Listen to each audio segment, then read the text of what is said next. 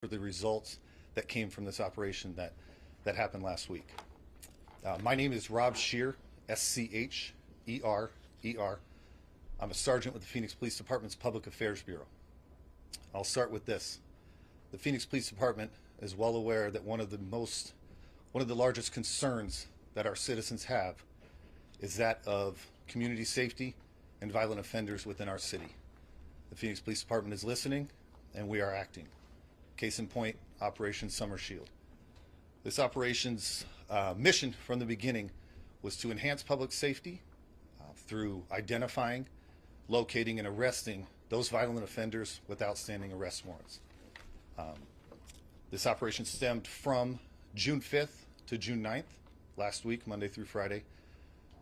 But I don't want to limit it to that. It took several weeks of planning, several weeks of partnerships, which is how we came up with this group.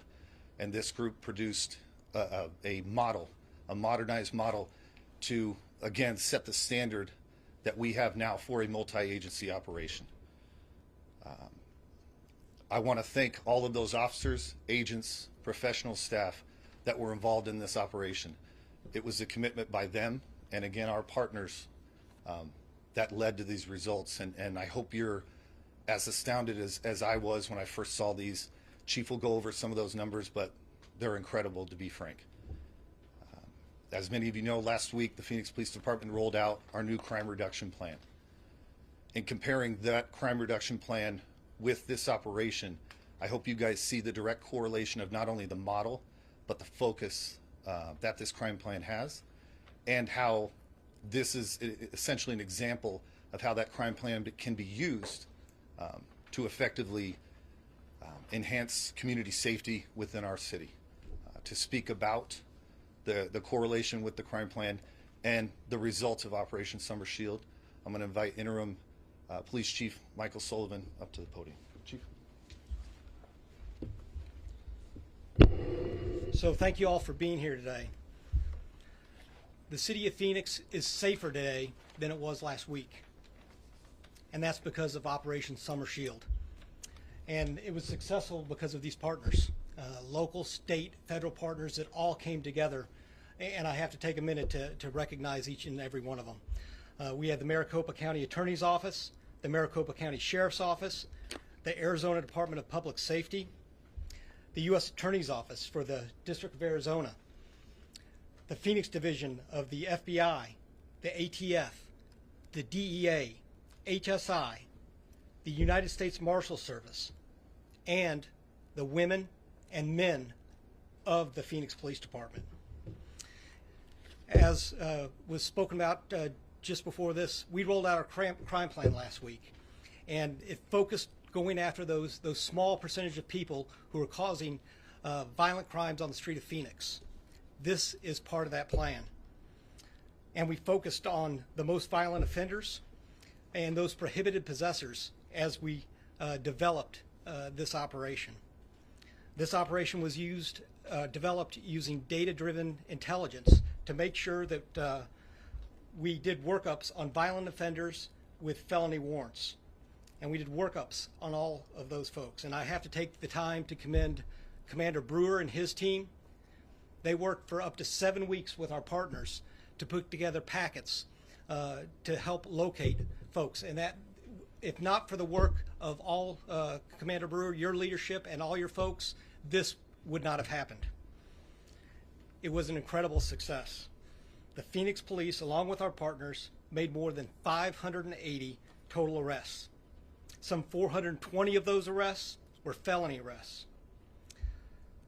Close to 700 active warrants were cleared, and more than 400 of those active warrants were felonies.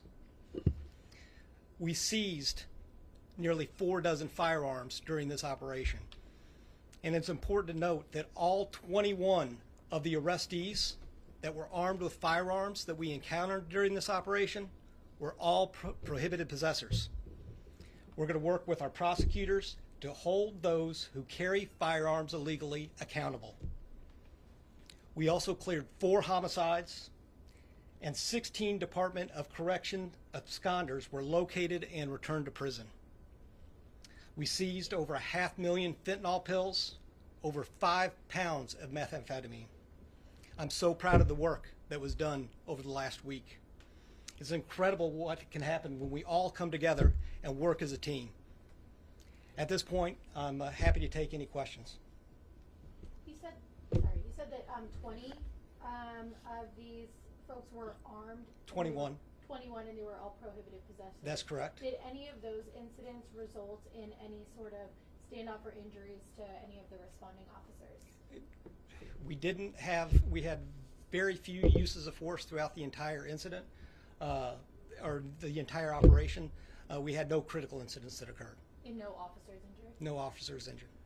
Chief, if you would talk to us about how this worked, because it's obvious you have more people, more boots on the ground. You can do some things you're not able to do day to day, and when the feds are helping, a lot of resources are there.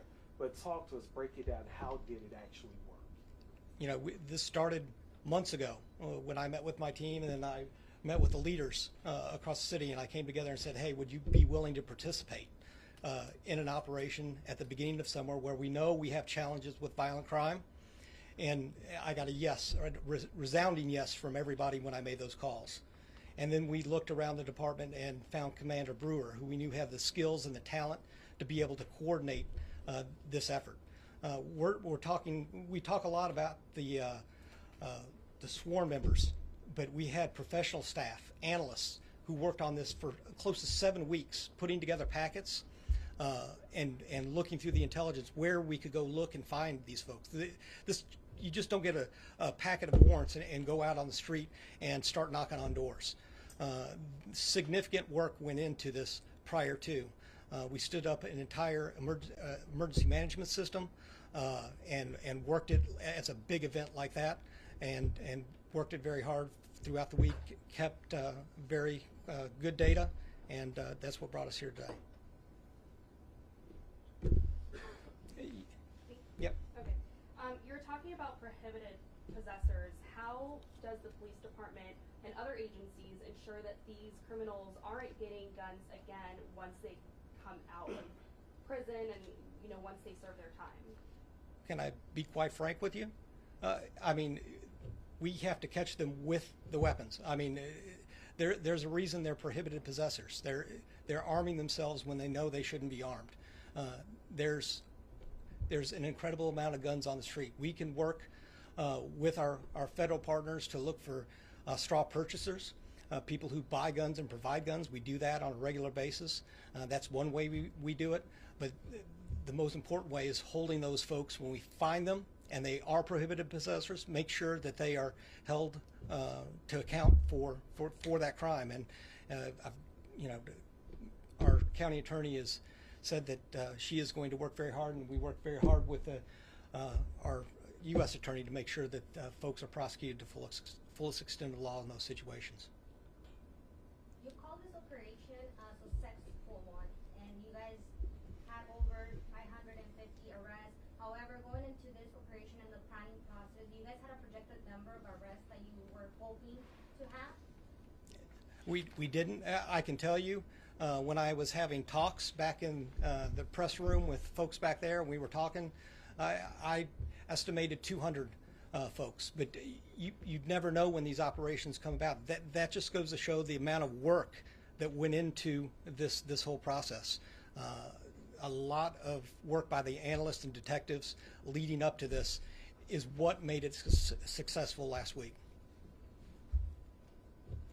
Chief, you call it a success, but that was just last week. What are you going to do for the people going forward? Are you taking away some things you guys utilize in this? I mean, we always say that, but kind of tell us, what are you taking from this week-long operation that's going to sustain through the summer? You know, I put out the crime plan last week. Part of the crime plan was picking up wanted people very quickly. It doesn't end today.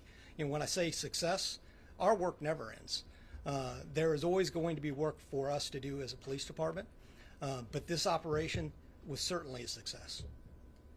Chief, we had video, and I don't know if this was part of the operation last week, of the arrest of Joe Silva on 30th Street in Van Buren. Was that, I think it involved U.S. Marshals. Do you know if that was part of this operation? I can't speak directly to that, but I'm sure our press office can get with you after this event to let you know. Okay. And then you said nearly 4 dozen guns were seized, Mhm. and there were 21 armed suspects who were all prohibited possessors. Were those guns seized from those 21 suspects, or was We had numerous suspects that had multiple firearms when they were arrested. so? Is it accurate to say that the 4 dozen guns that were seized during the operation were were all in the hands of prohibited possessors? That's correct. I was going to ask, why now does the summer or time of the year play an important factor towards this type of operation? I think we spoke about the crime plan being rolled out last week. One of the main tenets of the crime plan is making sure we focus on folks that are wanted and that they're held accountable. These weren't warrants that we worked up that were people that were wanted from 3 years ago. The focus was on the last several months where these warrants were initiated. So, I think it's a very good start to what we're doing and what we'll continue to do every single day. Was this operation focused on one particular area of the city, or was it all scattered all over the city? This was a person-focused operation. It wasn't focused on one general area of the city. It depends, where those folks that we were looking for were located. When we're talking about firearms seized, have we been able to trace back any of these firearms to unsolved crimes, unsolved murders? I know you mentioned homicides. Have any of these people who are arrested linked to homicides that were actively being investigated? I haven't received any intelligence yet, but all those guns will be tested, and it's a valuable piece of evidence for us to follow up on future crimes or previous crimes. Chief. Wondering how far you guys physically had to go to make these arrests. Was it all within the valley? Was it within state limits? Did you have to go out of state? Curious about that. I don't have that, but we'll get that for you after this event. So there's always room for improvement. Operations get labels and names all the time. Where did this fall short? Was there something that you wish you could have done better? Things you wish, other than arrest more people, get more guns off the streets, but where did this fall short? Whether it's from a logistical standpoint or an efficiency standpoint or what? We have an after-action report that we do after everyone, and it just got distributed yesterday. We'll take a deep look and see if there's any areas that we can improve next time, and we'll make those improvements, but that process is ongoing. But what comes to mind as a top? I mean, I'm sure you guys have task force meeting once a week. You're checking in the numbers as it had gone, even in a 1 week period. Did you ever make any calls day to day? Hey, how's it going? Like, was there something that sticks out to you? There's nothing that sticks out to me at all in this operation. That doesn't mean that we're not going to look and assess the entire operation and see where we can get better in the planning process going forward. Chief, you touched on this already. I don't know if you want to expand, or maybe the county attorney would be willing to answer, but talking about bail for these suspects, I know there's been a lot of criticism from the public about suspects who get a relatively low bail or have an easy time posting it. How do you ensure that these folks are, I guess, is there conversations between your two offices to ensure that these violent offenders get an appropriate bail to make sure that you guys aren't now dealing with these same suspects again on the street a week from now? We work on a regular basis with the county attorney's office, having conversations when it comes to these situations. They're great partners. How did this affect day-to-day operations, son? How did this affect day-to-day operations? Were you all able to focus more with the police department work because you had the power of the feds behind you? Or, like, was there any push and pull somewhere when it comes to resources? I mean, it's focusing of our resources. We talked all the time. I talked last week about our crime plan, and they said, how are you going to be able to fight crime with being down 500 officers? We don't have any choice. We're going to fight crime with the men and women and our partners, and that's the way that we can do what we have to do to be able to keep the folks of Phoenix safe. Is this going to be a routine to hold these operations on a regular basis? I'm not going to tip my hat to the criminal element out there, but if you got a warrant for you, you might want to consider turning yourself in.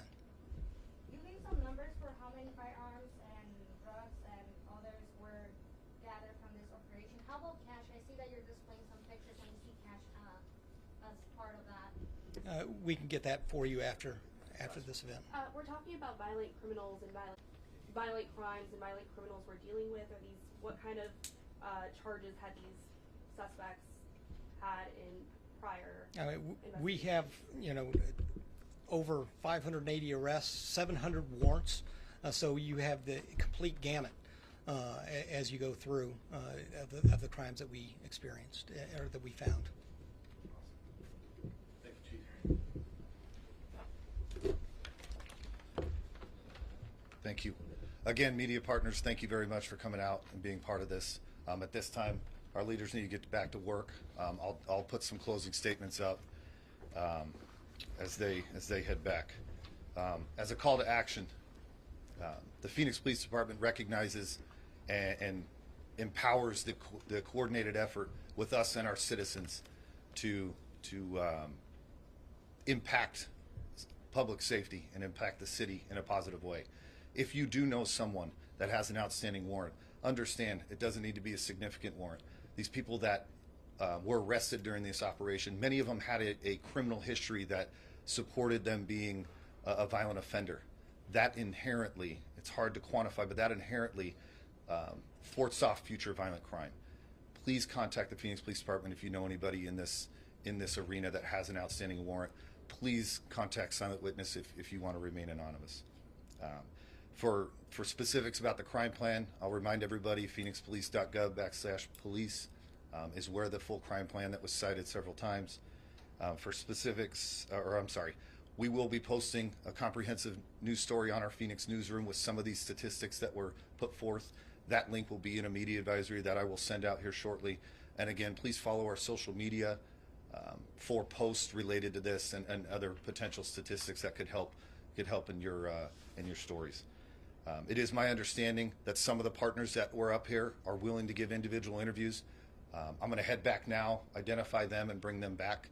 We'll set something up for you guys and be able to get your questions specifically to those people. But thank you very much. Sir, are we able to get these images? Absolutely, that will go attached to the media advisory also. Two questions. These 21 armed suspects, are we going to get names? The mugshots? We can try to get all those. Or at least names? Would their mugshots be in MCSO? In theory, it depends. You know how long those last. So they potentially could have been last Monday. Oh, okay. Do an email for them. Yeah, do an email to the inbox. I'll do my best Okay, to and do you get want as me many to as I email can. you this specific incident, 32 That specific, and Van absolutely. Buren? Email me that specific incident. I'll look into it as best I can and let you know if that was related. Okay, thank you guys. Okay, yeah, no worries. We're not in any rush, so thank you so much.